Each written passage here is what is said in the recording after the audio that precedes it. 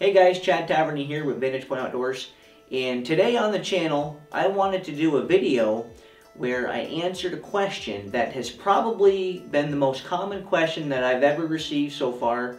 on the Vantage Point Outdoors Facebook page and here on the YouTube channel, and that has to do with food plotting. Now, the last 3 to 4 years I've been doing several food plots on my hunting properties, and I've been having some pretty decent results with those. And one question continues to be the most commonly asked question that I've been getting after people have seen the results that I've been having on my food plots. And that question is, you know, I've got 1 acre to plant, or I've got 1 small food plot location to plant into a food plot. You know, what blend, or what forage type should I put in that food plot? So I thought it would be a great idea to answer that question here in a video format for the YouTube channel, and who knows, maybe it'll help out more people that way. So, in my opinion, I'm gonna break this this answer down to 3 reasons why, in my opinion, if you've got 1 small food plot, you know, just 1 area that you're gonna put into a food plot,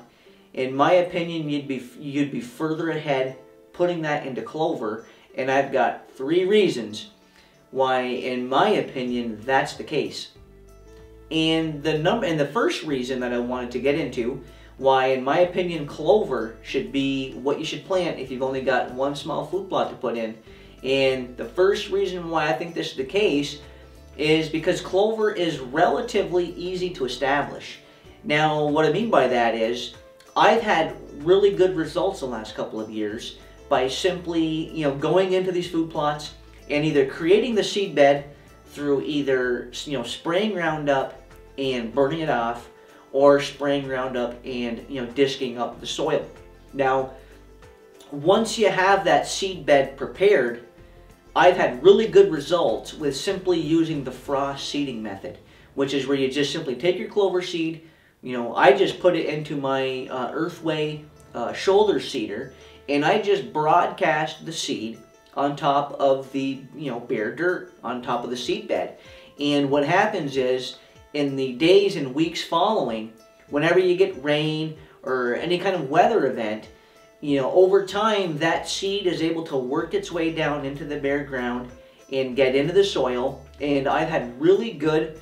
germination results using that method. In the last couple of years, I haven't really been doing any tilling at all. I've been just going in the spring, or even sometimes later on in the summer, and doing a frost seeding, or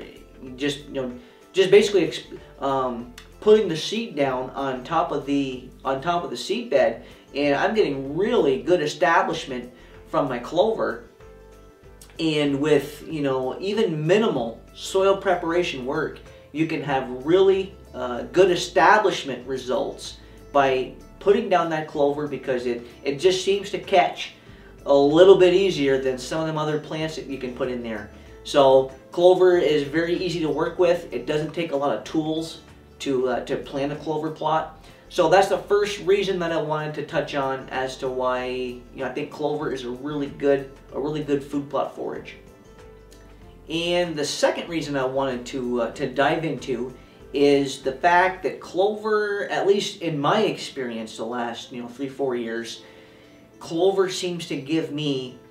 the most draw on a year-round basis. Now, what I mean by that is, clover is usually the first thing in the spring to green up. So once the snow goes and those nice temperatures and nice days start rolling around, clover is one of the first things out of the ground, and it's going to start pulling in turkeys and deer like crazy. And that attraction,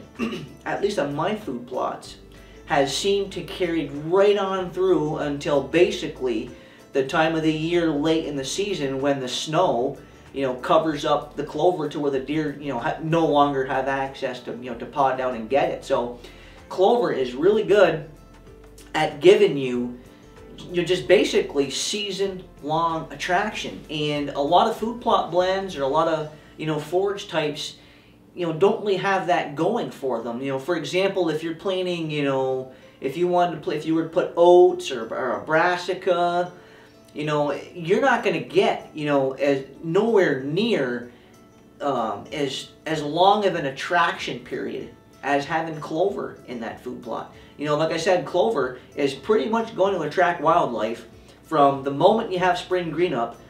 right on through the entire spring and summer, right on through the whole hunt season, right up until the time of the year when it gets covered up by snow, or, you know, very, very late in the season, you know, when sub-zero temperatures can really, you know, make it hibernate, and then you'll lose your attraction. But, you know, for a guy that just is going to be putting in one plot, you know, and only has one location to put in a food plot, or only maybe has time or access to put in one food plot, you know, I think clover is the, you know, by far your best bang for buck value as far as season-long attraction. Okay, guys, and the last reason why, it's not the last reason, but it's the last reason I wanted to touch on here in this video. Now, another awesome thing about clover that I've noticed in the last couple of years is that it seems like no matter how small that food plot is, even a food plot as small as a 1/15 of an acre, and I've got several on my properties that are in this category, extremely small food plots, but even that small of a food plot, it seems like because it's clover, the deer simply cannot eat the food plot out, and it's going to last all season. And, you know, I've got food plots that are attracting deer, you know, small food plots that are attracting deer and turkeys and bears and you name it, pretty much on a daily basis. And even these little small 1/15 of an acre, you know, areas that I'm putting into clover are getting, you know, through the whole season, the whole year, and deer are in there and turkeys are in there, it seems like every day, and they simply cannot out-eat that food plot because clover is a perennial, and it's just going to keep on regrowing. So the more deer that are in there eating and the more animals you get in there eating on that clover, the more it's going to keep growing back. And it just seems to really work well for those small food plots. And I've ran into issues in previous years, you know, trying to put soybeans in these small plots, or, you know, trying to put brassicas in these small plots. And what happens is the deer literally will consume them before they even have a chance to establish, which was the case I ran into on my soybean food plot that I tried a couple of years ago on a 1/2 acre food plot. I could not get them to establish because the deer were simply wiping them out before they could even grow. And the year before that, I had the same food plot in brassicas, and yeah, they established very well. I mean, I had knee-deep brassica in there, but the problem I had that year was they started to attract so many deer come fall and hunting season that by the, you know, second, third week of November, the food plot was pretty much gone because the deer had completely cleaned it out. And once those brassicas had matured and you know, reached the maturity, they basically stopped growing, and from there you just see that food plot level just continue to go down and down and down on a daily basis, where you don't see that so much with the clovers, because as long as you're getting any type of mild weather at all and any amount of rainfall whatsoever, you know, that clover just seems to just keep on cranking out until pretty much the dead of winter. So that's, you know, 3 reasons why, in my opinion, if you're a guy out there or a gal who's only got, you know, a small area to put into a food plot, or, you know, only has the access, you know, to put in a small food plot, in my opinion, you know, bang for buck, you know, season-long value, in my opinion, you'd be very hard-pressed to find a food plot blend that would work better than clover in that scenario.